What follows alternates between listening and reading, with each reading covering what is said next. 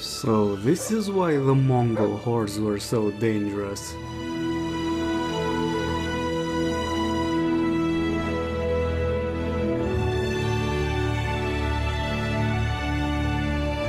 It's challenging to write a good intro for games like this. I could open up by saying that Kingdom Come Deliverance is one of the few Kickstarter success stories, and it would be true despite having quite a few of its promised features cut. Or I could say that the game like this shouldn't even conceive to be successful due to breaking the unwritten rule of not leaning too much into realism in its core design, and yet it still works. Or maybe I could say that the game offers a profound immersive experience despite being quite janky at times. I could even out myself as a huge nerd and gush right out of the gate about its historical representation of late medieval history. None of these feel right despite all of them being true. I perceive Kingdom Come as a flawed but good game, and yes, the confusion you experience after hearing those words put together is the same as mine. So all I can do before kicking things off is to make a big disclaimer. I played the entire game from start to finish to get the footage, but this is my third playthrough overall. I also fought my inner demons as much as possible and only installed 23 mods. They include none of those that involve overhauling the game's mechanics or those that add entirely new features, so I'd appreciate you recognize my sacrifice. You don't really want to see my old Oblivion mod folders and the unspeakable horrors a man can inflict upon him. Kingdom Come Deliverance is a first-person RPG that thrusts you into the early 15th century Bohemia, present-day Czechia, in the middle of an intense political power struggle. You see, the Kingdom of Bohemia and the Holy Roman Empire, which contained it, have been under the wise rule of Charles IV up until his death. What followed was some good old-fashioned medieval political intrigue. You've got Wenceslaus IV, a son who isn't as capable of a ruler, and Sigismund, a brother who's not only better suited but willing to resort to imprisoning his own flesh and blood and invading his territories in peacekeeping missions to get what he wants. All's wrapped in the context of a very peaceful geopolitical environment consisting of three popes excommunicating each other as heretics. Woohoo! Pax Romana Christiana! What relationship does Henry, the main character, have to this entire fiasco? Nothing at all, since he's just a son of a blacksmith who gets to enjoy his life by watching his entire village get massacred and burned to the ground by Sigismund's invading armies. I have to say that putting you in the shoes of a lowborn has been a brilliant idea by Warhorse Studios. It gave them a golden opportunity that would have been impossible to achieve if you were to play as some pompous nobleman. I'll get to that later. So what's the story? Well, you're Henry, the son of a blacksmith who lives in Skalitz, an idyllic village from Bohemia. You help your father forge a sword for the local lord, but Skalitz is suddenly attacked by Sigismund and his armies right as this task is completed. After escaping, then going back to bury his parents, only to get his shit kicked in by bandits, an unconscious Henry is sent to Rattay. With this introductory chapter concluded, he's taken into the service of his liege lord and becomes progressively more involved in sorting out the mess the war is causing in the region. It starts with some light tasks such as helping the city watch of Rattay handle the refugees from your old village or going on a little hunting trip with a nobleman. Afterwards, it gets into investigating the attacks of bandits and progressively much more serious matters.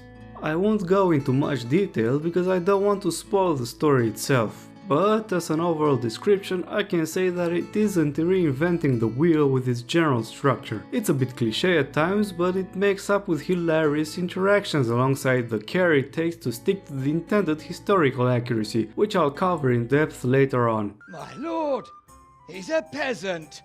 You can't make a squire of a peasant. Why not? Someone made a priest of a pig. These coins are very good. That is to say, well-made facsimiles, as we call them. What?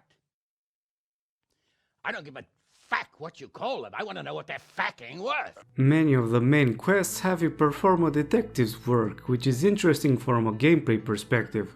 Still, a bit amusing considering Henry is just an uneducated blacksmith's son who's somehow entrusted with such delicate matters. Yeah, this illiterate commoner is the most reliable man in the whole of Bohemia to discover what nobody else can. Thankfully, you don't get X-ray vision that magically guides your investigations, so there's that. There's a bunch of optional quests which are bound to distract you from following the main story. This is firstly because their structure is quite varied. Some require just dialogue, others require using some of your skills to get access to, and many offer multiple ways to reach their conclusion. Some of my favorite quests involve reading books to piece together the required solution. For instance, one involves reading about past sentences to judge the appropriate punishment certain criminals should receive. In another, you have to read a medical manual to adequately identify an illness and administer the correct treatment. While not overly complicated, the quests aren't always straightforward. They do an excellent job of avoiding the collect 10 bare asses trope. The variation goes beyond their mechanics because you get involved in many different activities. There's one quest where you help the executioner sabotage the work of a rival from out of town, another where you help treat the wounded. You get involved with the millers who give you tasks involving stealing expensive objects. Others ask you to poach some animals to eat or buy the hides from you. There's one instance where you can be on either side of a man who plots his revenge on someone who falsely got him convicted of murder many years prior. You perform an investigation regarding the supply of quarry stone for the construction of a monastery and the mysterious accident on the site caused by it. You can help your old friends work on a mill by uncovering a tragic secret, or get involved in the exorcism of a haunted house. You can help a blacksmith recover the pieces of a fabled magical sword and have it reforged into a weapon. And that's just scratching the surface. It's pretty effortless to get sucked in and spend days in-game doing them whilst ignoring the main quest, just like any good RPG gameplay is supposed to be done. There is one criticism I have to mention here though.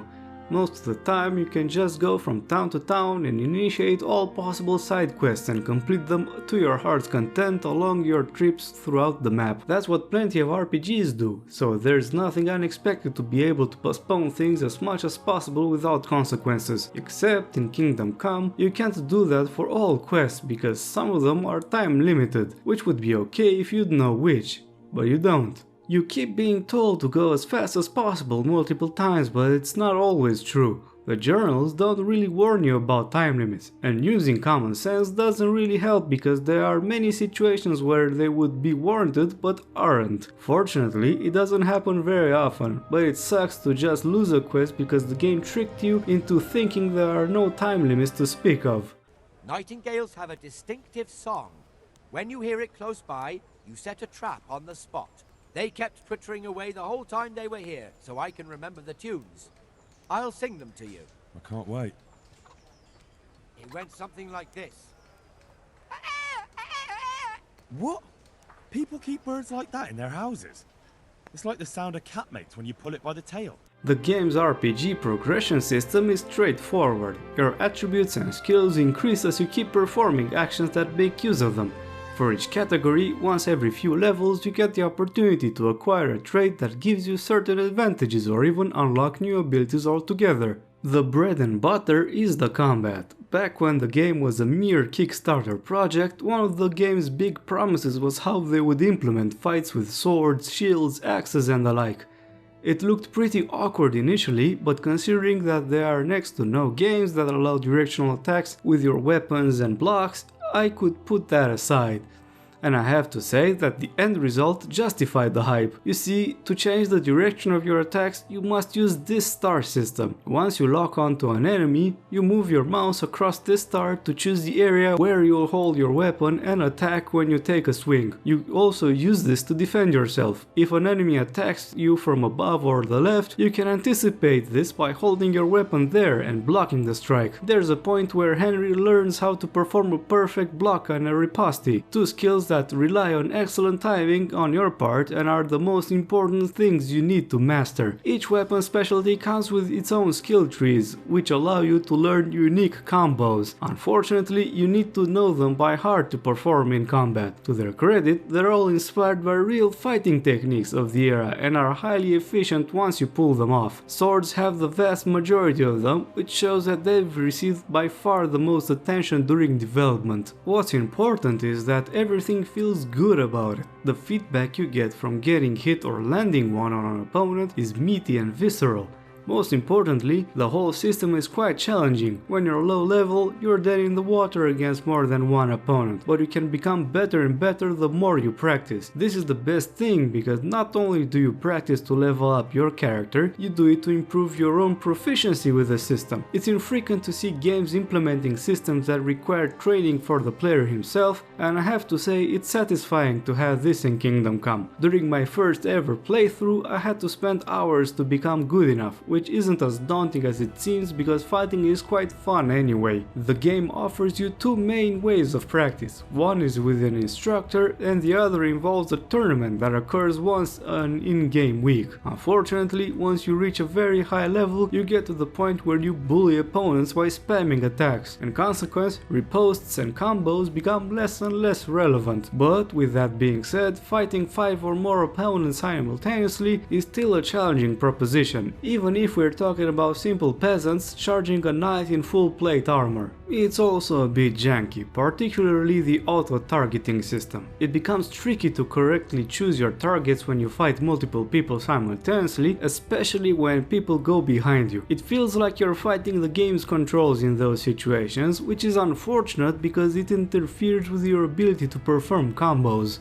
The archery didn't get as much attention, unfortunately. It's still a difficult skill to master and it's well implemented in of itself, but you get very few opportunities to train it compared to melee combat. You have access to an archery tournament which rewards you a fixed amount of XP depending on your ranking. You can't get experience by firing down the range, only shoot enemies or animals level up your bow skills, which is a shame if you ask me. But on the other hand, I can understand this approach. Once you become proficient with the bow, you can instantly kill an enemy without a visor helmet with a headshot, essentially cheesing fights that are supposed to be more difficult. There's also the fact that there are no traits available for the bow, so leveling it up is even less of an attractive proposition because of this. Initially the game was supposed to have crossbows, but this feature got cancelled, which is a shame because they were a significant part of medieval warfare. I'm not pointing this out to criticize the game necessarily, because there are many features present already, and there's no time for every idea and concept. This is more to show that Warhorse was very ambitious with what they had in mind. The fact that the entire combat system is as good despite its junk and missing features is worthy of praise. But I can't leave this part on a good note, now can I?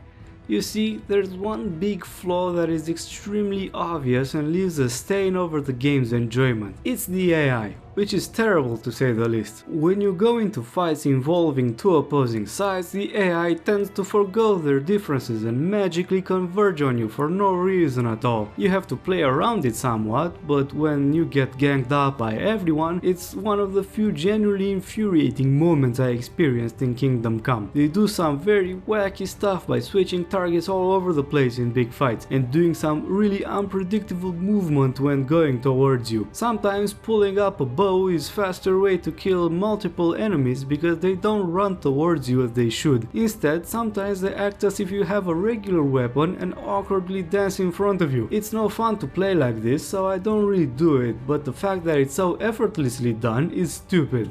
This issue doesn't stop at human NPCs, wild animals are also really dumb. Rabbits stay mere feet away from you despite being in plain sight, and animals in general don't seem to regularly react to an arrow that closely misses them. Deer are even worse because their pathfinding is atrocious and get stuck into trees, making them easy pickings. Seeing them in action, I realized that's the reason why there's no cavalry combat to speak of. The only instance where you see NPCs riding horses are in scripted situations where they journey on a very wide and straight road, and even in those situations they're janky. The issue permeates into other aspects of the gameplay, but it's in combat where the AI's deficiencies are the most apparent.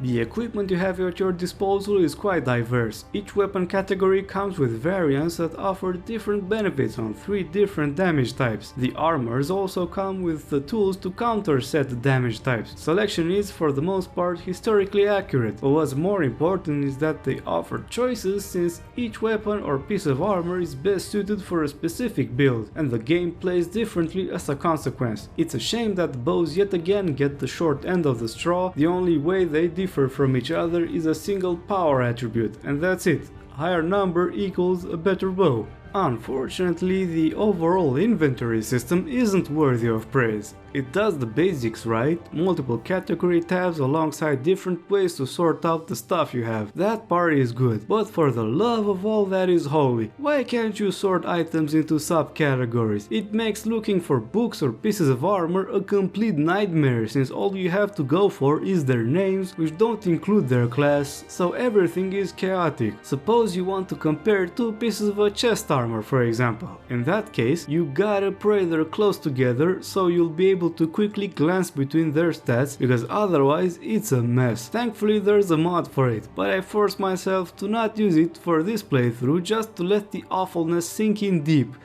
The lengths I go for you guys. There's also the issue of the inventory you keep on your horse. You see, the game offers you the great convenience to instantly place items on your horse's saddlebags, which is very useful when you're looting lots of dead enemies at a time. The problem is that when you want to go to a merchant and sell your stuff, you can only sell what's in your inventory. So, to sell the rest of the items, you have to manually transfer all of them back to you before approaching the store, and combined with the sorting issue, it becomes so damn tedious. Speaking of horses, when comparing 2 before purchasing a new one, your own horse's stats are listed with all the buffs he receives from your skill level and his equipment, instead of displaying his raw stats for easier comparison. So you have no real idea which is better than the other, and you have to rely on a wiki before deciding. Neat! I won't cover the non-combat skills in as much depth, he said before writing 4 thick paragraphs about them. First of all, the traits are a bit more interesting in terms of what they can do. Some of them are just percentage buffs to things like how much the horse can carry, or a fixed buff to attributes under certain conditions. You can also find things like being able to get the last offer during your attempts to haggle with merchants, thus preventing failed negotiations, or being able to sneak without alerting dogs, being able to extract organs or antlers from the animals you killed, and so on. There is a degree of flexibility in terms of the traits you can unlock, but in the end, once you level up a lot, you're able to pick the best ones from the bunch. In the early game, one of the most broken skills you need to keep your eye out for is herbalism. Assuming you want to exploit the game's introductory chapter to the max, in this case you can spend hours essentially picking every plant that you can see, level that skill up so much that you unlock leg day trait that allows you to buff the strength while doing it, and make a lot of money in the process. I ended this chapter with over 1,000 groschen in my pocket after selling thousands of flowers despite buying the best gear I have had access to.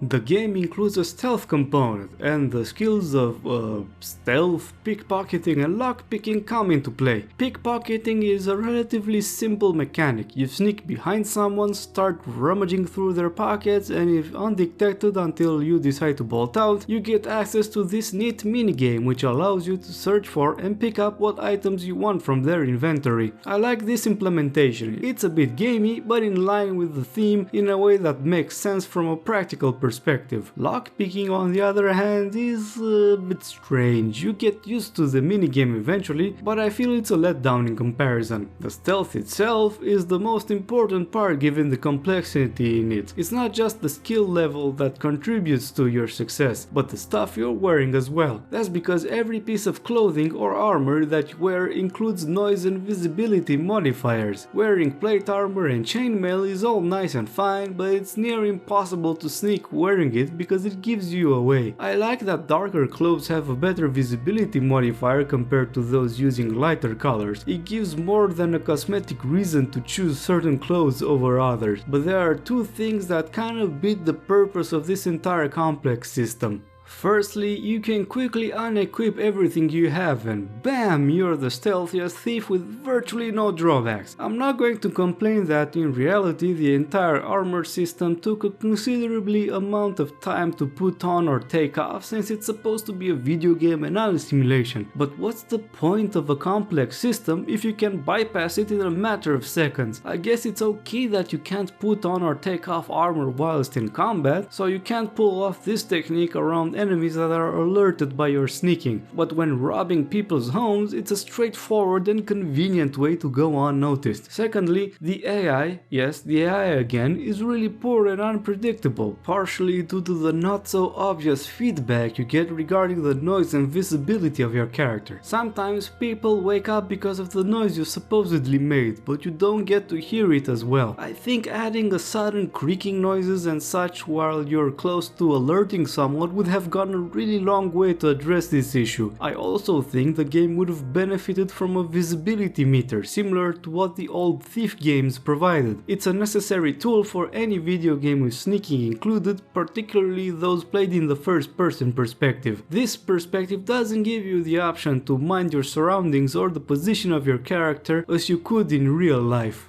The game does something really unique with the alchemy and reading skills. The first one isn't even possible to do at the start of the game since Henry cannot read, just like any blacksmith's son would do in those times. In fact, trying to read books or signs at the edge of the road reveals a bunch of unintelligible gibberish, which is a creative way to show illiteracy. It's only after going to a scribe to teach you that you can start reading books and slowly do anything that requires them. The alchemy itself is very fun to do, even if it's repetitive. You slowly scroll through the recipe list and follow the instruction to the letter to produce the potions you're intending to make. I have to say that it's a very relaxing experience due to the sounds assets. Staying inside and just hearing the roar of the fire and the boiling of concoctions while grounding some ingredients with a mortar and pestle makes for a very relaxing experience. Also, the fat stacks of money you make by converting virtually worthless plants into expensive potions are so comfy.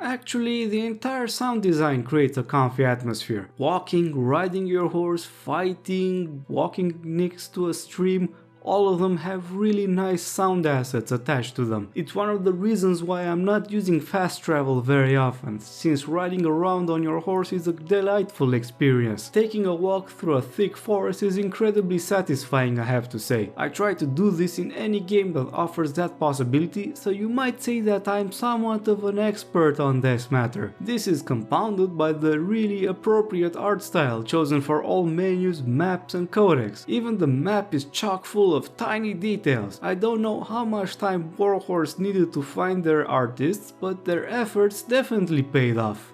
The game's visual beauty is partly due to it using CryEngine, which has a good track record in this sense.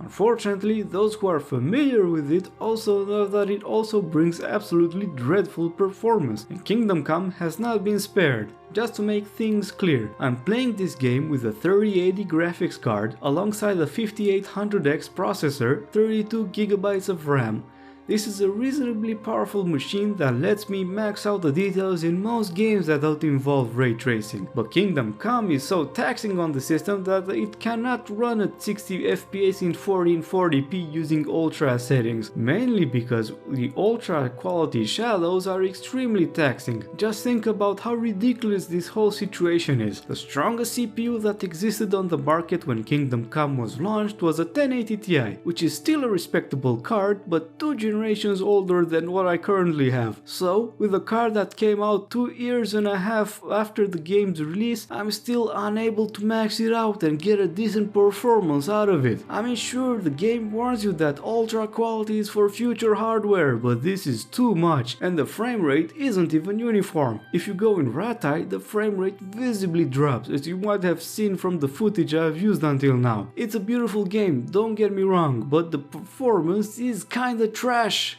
For those interested in a second playthrough with a twist, Kingdom Come offers a hardcore mode. Its main appeal is that it removes a lot of crutches the default difficulty has, like quest markers or HUD of any kind. It also forces you to select from a list of negative traits that are forever bound to your character. The way it's presented is quite neat and offers a noticeably different experience. My main complaint is that the lack of map markers of any kind puts the quest journal's deficiencies into focus. That's because while some quests have all the relevant information there, vital information given by NPCs is not always written down, meaning you have to remember by heart some of the indications regarding finding your next objectives. It's not a massive issue if you finish the game before, because you're going to remember most places where you need to visit, but it's something that needs to be considered. Otherwise, it's nice that you have to rely on your own sense of orientation and traditional map reading skills. Just too bad that you can't manually turn off the HUD elements in the normal mode.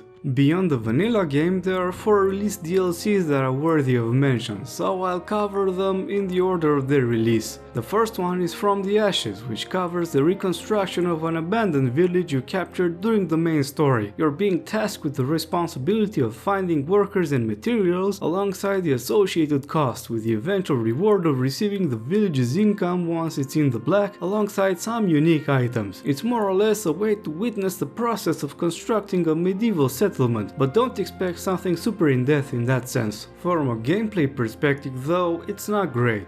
My main gripe is that for some reason you're forced to choose between certain buildings, citing that there's not enough room in the middle of the woods. In the end, the choice is based on min-maxing because you have very little you can do with the stuff you've built beyond having different traders within the village. The baker brings the most money and the stable brings you the best horses, so you construct those instead of the alternatives. Boring. There's also the issue of placement on the map, because you'll never pass through the village during regular gameplay. It's a shame to do all the effort building up a lovely village only to be able to witness it only when you remember to make a trip there. Especially when the overall costs associated with completing everything reach about 100,000 groschen, considering that with less than 10,000 you can equip the strongest set of armor or get the best horse with the best equipment possible. It's fair to say that this is quite the money sink. Unlike some opinions that I've read, I don't think this is the sort of content you should start covering as early as possible, because it requires money you only have access to in the late game. So it's evident that the unique items should reflect that, right? Well, a little bit, but beyond the available horses and the unique bow you can buy, all special items are superseded by those you receive from your extremely generous opponents. So play this DLC only for the novelty. The following released DLC is the Amorous Adventures of Bold Sir Hans Capon. In it, Henry is tasked with helping the young nobleman with his attempts to court a fair maiden, and is sent to perform all sorts of ridiculous tasks. It's a short questline, all things considered, but it contains some really amusing situations that may make this worth a playthrough. Conversation with him and see if you can mimic his bark. Yeah, great idea. People will think I'm barking mad. The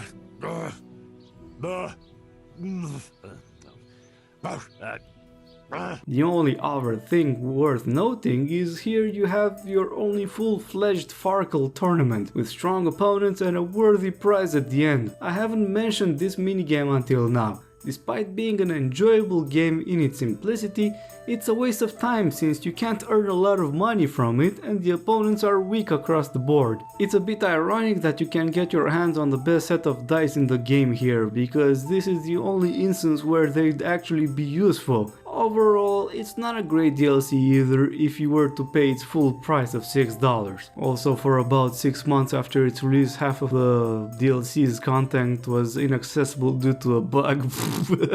The third DLC that I'm going to talk about is Band of Bastards. Here Henry is tasked with assisting a band of mercenaries employed by your liege lord to deal with the robber baron. As you might imagine, this quest is more combat oriented. Some of the largest battles in Kingdom Come are fought here in fact. Sounds great until you remember that I kept talking about the awful AI and you forgot about it, haven't you? Unlike other quests in the game, you can lose your NPC companions during these missions. Since they are fun characters, you're even more tempted to make sure they all make it out alive than you'd usually be. So you might be delighted to witness this, whatever this is. Your teammates just run like headless chickens and get hit over and over again until they die without any response, and that's just one of the dumb things they can do. It gets even better. They can even bleed out after the fight is won. So you get the false sense of comfort of doing what was needed to be done, only to witness them drop like flies because the AI is incapable of treating their own bleeding wounds. Overall, it's not a bad DLC, but it covers the precise niche where the terrible AI can inflict the most damage to your enjoyment. The last DLC is A Woman's Lot, and it's reasonably hefty in what it offers. You get to play as a woman for a change within a unique questline, alongside another quest and a dog companion for the general gameplay. As the name suggests, this DLC is more focused on the position of women in the Middle Ages. The first component covers Theresa's actions, the woman who saves Henry's life at the end of the introductory chapter, right around Skalit's attack. The first half consists of rather mundane tasks, but the little backstory it provides to some characters, including Henry, is nice to have. It also offers the opportunity to see an operational silver mine and the machines involved in the process, which is pretty welcome if you're into this sort of stuff. What is not welcome is the design of the quests, which basically make you run around the village and its outskirts for long distances without any quicker way than running there. It generally feels like it's trying to waste your time. The second part of the quest involves sneaking and sometimes fighting humans while trying to survive. If you min-max like crazy, you can even beat them, but after being bored out of your mind in the first part, everything feels like a chore. This is in significant part because someone made the brilliant decision to force you to finish this entire questline after you start it if you want to return to the regular gameplay. It took me around 3 hours to complete, but it's not very enjoyable to play. At least we get this lovely little vista, just so you don't feel I'm just a hater. The second addition brought is the dog companion. You give him some meat from time to time to increase his obedience, but most importantly, you can give him various commands like hunting animals, searching for stuff, or attacking an opponent. It all comes with an entire skill tree and traits, so there's actually some effort behind this feature. Look how cute it looks when he brings dead rabbits to you. He's such a massive help in the forest shrubbery. Unfortunately, I'm going to be predictable and say that the dog shares the same AI as all NPCs, and boy is he annoying because of it. He constantly gets in your way while walking, during fights, and he's just as much a liability as he's an asset. It's neat when he distracts an opponent and allows you some free hits, but the amount of time he simply gets between you and your opponent is sometimes infuriating. I guess if you're a psycho, you're going to enjoy the yelps when you accidentally hit him, in which case, get some help, man, Jesus Christ. The other quest included in this package is one involving another of your former Skalit's neighbors, Johanka, who starts to have dreams of the Virgin Mary and needs your help to make sense out of them. I won't spoil the rest of the story because frankly, this is one of the best written out of the entire game. It gives Johanka, who's otherwise a minor NPC that you interact with within a couple of quests, depth of character and transforms her into perhaps one of the most human characters in Kingdom Come, despite the very religious theme it has. The fact that it comes alongside a somewhat unique questline is the cherry on top. The other two elements in A Woman's Lot are not that good, but Johanka's story makes the package more than worth it even by itself. Now I'm going to state the obvious. If you're interested in history, Kingdom Come has plenty to offer. The developers at Warhorse employed the assistance of Czech historians for research, and it shows in the accuracy of many things included in the game. The political setting I've mentioned at the start is entirely accurate, even if it can be argued that it lacks some nuance. The more prominent characters you encounter during the story are also real. Here the game makes the most out of the incomplete historical sources to fill in the gaps in a way that can't be labeled exclusively as creative license. The towns and villages that you visit are also real, including the general layout of the most prominent settlement present in the game. To a certain point, all weapons and armor are accurately inspired by the real things of the time, with actual historical fighting techniques present in combat. Last but not least, the game's encyclopedia is a joy to behold, offering lots of historical context in regards to almost anything you encounter. Reading it from start to finish, it's pretty apparent that historians have typed all of the information you can find there. It's a shame that many modern games shy away from providing this kind of extra material. I spend hours upon hours in games like Caesar 3 just reading its extremely detailed encyclopedia instead of playing it. Yes, Civilization, I'm not forgetting or forgiving the way you've turned in your Civilopedias into glorified Wikipedia stubs. Seriously, what's the point of making a game centered around history if you provide just a bare bones encyclopedia with it? The attention to detail with every space you walk is also apparent. Every church, every castle, every store, every blacksmith stable, house or hovel is how it's supposed to look. Tools and machines are accurate reproductions of those employed in that era. The art style of church paintings is what you'd expect, with the naive technique of drawing and none of the Renaissance extravagance that was found far away into Italy's most significant urban centers and not in rural Bohemia. People's homes accurately reflect the different financial means they each had, from very poor hovels that only had room to sleep in to houses with nice furniture and a large kitchen. You go into a farm or a stable and you see the tools laying around or people performing their daily chores with them, and the layouts of the places make sense in the way they were supposed to be used. But one of the crowning achievements is how much all the stuff you can see says about the society that Kingdom Come portrays. Logically, poor people lived in poorer houses, but their location is also a reflection of that. The closer you are to the center of a big town, the more likely you will find houses with stone foundations or multiple stories. The location of each profession is also in a way that makes sense. Quality tailors and good armor smiths are closer to the city hall than the cobbler or the baker. The general merchant tended to have their place of business right next to the main road and as close to the main square as possible, where a mere grocer can be found further away or on a side street. Tanners are on the edge of the town because historically they had to, on account of how terribly smelly their work was due to the urine they needed for their craft. Huntsmen were either close to the Lord Castle due to their high status or closer to the forest domain that they were supposed to manage. The mills are on the edge of the settlements because not only do they need wind or source of water to function, but their operation is a constant source of noise and nobody wants to live close to them. The executioner's residence is not just on the outskirts of the town, it's effectively outside of it entirely, since their profession put them on the lowest rung of medieval society.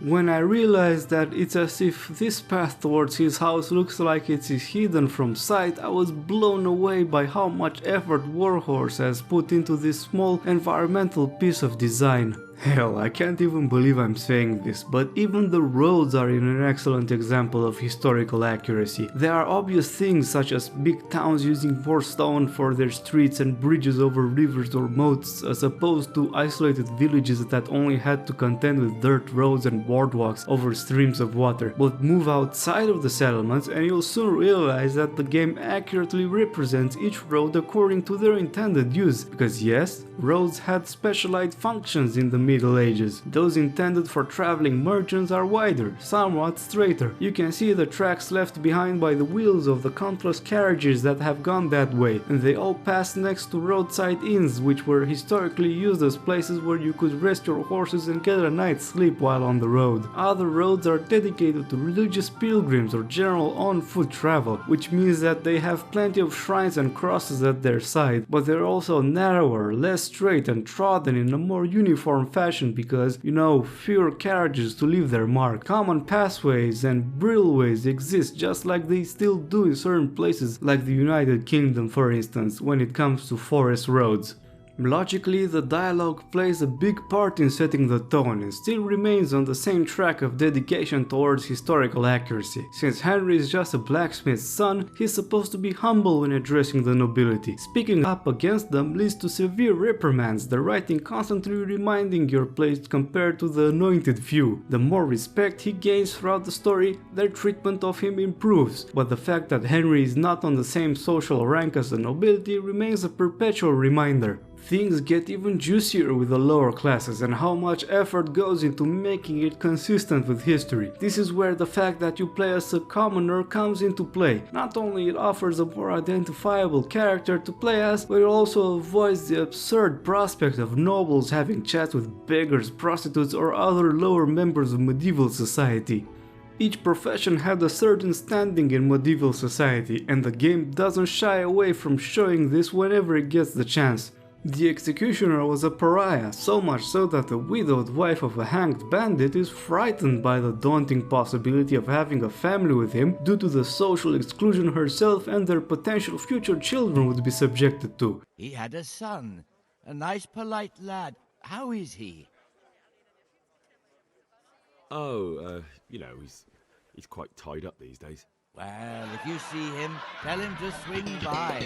The Millers act as a form of thieves' guild in line with the general suspicions their segregated lives tended to foster within the average peasant's mind. Working as a tanner or a bathhouse maid put them in lower levels of society due to the dirtiness of the former and the association with prostitution of the latter. Many quests throughout the game explore all these situations, and sometimes they are creative in doing so. For instance, there is a quest in which you're asked to find the applicants for a job involving carrying water and carrying shit out of latrines. The latter posts end up being slightly more challenging to fill because anyone who ends up doing it has his reputation stained and loses his social status, although it's a better paid job and all the applicants are homeless refugees. It just goes to show how weird medieval society was when it came to associating a man's character with his profession. The church's influence is ever present, with people constantly referencing God and religion in general during their regular conversations. Things like Jesus Christ be praised are something you'll get used to hearing after a couple of hours into a playthrough. Misfortunes and successes are expressed as the will of God, and customary greetings and goodbyes are given with a religious twist.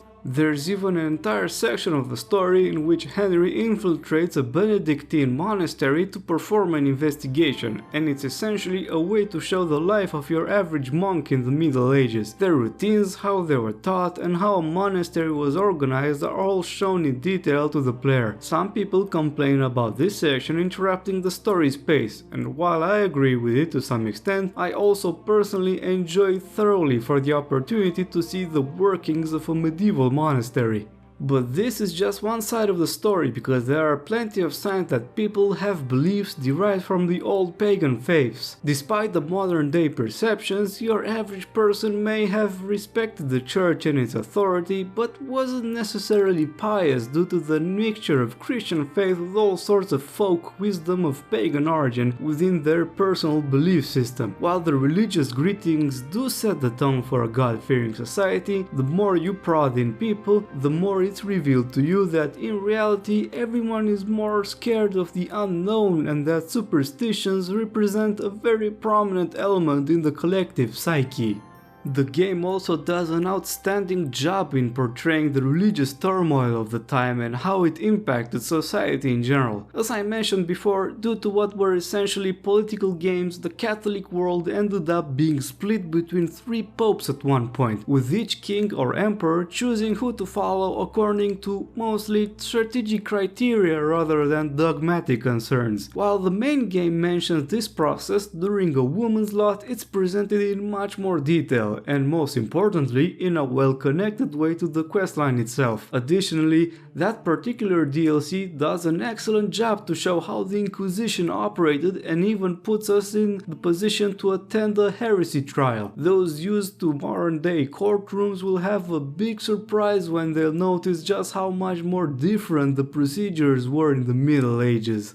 This historical context has introduced a certain level of cynicism within the people's mentality, commoners or nobles alike. This represented fertile ground for Jan Hus and his reformist teachings. Historically, this man is very significant for Czech history because he started to do his sermons in the Czech language instead of Latin, and his teachings formed one of the first prominent Protestant movements. The Hussite wars that followed are a preview of the religious wars of the following centuries. Hussites weren't the only so-called heretics of the time though. In fact, one of the best side quests in this sense is one concerning the Waldensians, which I'll promptly spoil for you guys because it's so important. Yes, the couple past minutes of rambling did have a point in fact. So, Henry's been asked by Sir Hanush of Lipa to intercept the Archbishop's vicar and assist him in any way you can. His mission over these parts is to search for heretics who are allegedly hiding in a small village. Initially skeptical of the truthfulness of his mission, Henry soon picks up the trail of the Waldensian heretics, and by the end of his search he can warn them and thus prevent their capture and imprisonment. For you, it's not an overly complicated decision to take. All the signs of heresy that you can see involve saying prayers in a slightly different manner and using different styles of the cross, all whilst knowing that they are generous Christians who help the needy and poor, perhaps even more than the average person. But when you return to Sir Hanush to get your reward for getting the vicar out of his domain, if you tell him the truth about helping the heretics, he will blast in a fury and severely reprimand you for doing so. Here, the game pulls a trick that, in hindsight, is very revealing to the whole structure of the game's writing. You're presented with the option to either grovel an apology or prod into why Henry thinks he did the right thing by helping them. Taking the second option comes with a series of replies from Henry. He makes the case that the Waldensians aren't heretics, that they just have slightly different customs and believe in the same God as regular Catholics, and these are reasonable arguments to make. The game tempts you into thinking that you can make this kind of conversation and that it'll be taken well since they're okay arguments, of course, right? Well, the game instantly slaps you down because the further you go down this road, the more furious Sir Hanush becomes, making him state the political importance of a united Christendom and dismissing any attempts of having a philosophical debate since you're after all a blacksmith's son first and foremost. In other words, the game pulls a masterstroke and brings your feet back on Earth. You're not just controlling a character that addresses the quest dispensing NPC who happens to live in a medieval setting. You're in fact in the shoes of a commoner addressing a noble lord of a feudal society during the 15th century. There was no reasonable expectation for him to respond in any way different compared to how he did. The writing's dedication to historical accuracy is in the sense that it attempts to portray a world as seen by someone living in that era first and foremost. It's up to you from behind the keyboard to make the judgment for yourself with all the good and the bad things that occur in this portrayal of a medieval world. Subjects and themes are treated without the influence of some of our modern sensibilities, in the same way historians are trained to look at the past when performing their work. Even the books you can read throughout your travels are written like propaganda created during those days, a very different tone to the more neutral text you can find in the game's codex. And incidentally, many historical sources in reality are in fact those pieces of propaganda, and it's the job of historians to untangle them to understand the events of the past. And because of this, there's something that I feel it needs to be addressed. One of the main avenues of criticism towards Kingdom Come's writing was that it claimed to be historically accurate but didn't go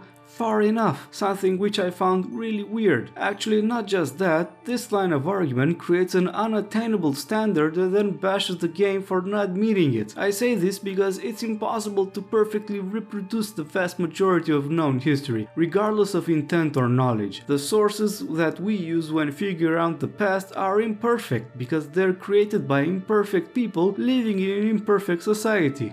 Some sources are biased because they were written by people whose livelihood depended on them being such, while others are incomplete or written with knowledge that has since become disproven or outdated, and this is just addressing the stuff we still have access to, because the vast majority of information written down by humans has been lost to time. At the same time, you can't cram absolutely everything without feature creeping a game that has already plenty of stuff in it. For example, children are completely absent in Kingdom Come. That's totally okay from my point of view, even if there's plenty of interesting things to explore when it comes to their place in society. Although I doubt everyone would feel comfortable seeing child labor treated as a regular thing if we are to go down that road. The game already contains an incredibly vast amount of detailed information, to the extent that it puts the vast majority of media with historical inspiration to shame. Claiming that Kingdom Come's approach to history is bad because it's not even more exhaustive than it already is frankly asinine. I don't think I'm exaggerating in saying that there are many moments where the game feels like it was created to be a sort of interactive history museum. For example, the section spent in the monastery has a slightly over-the-top justification within the game's events. Thus, the feeling that the setup is just an excuse for a virtual tour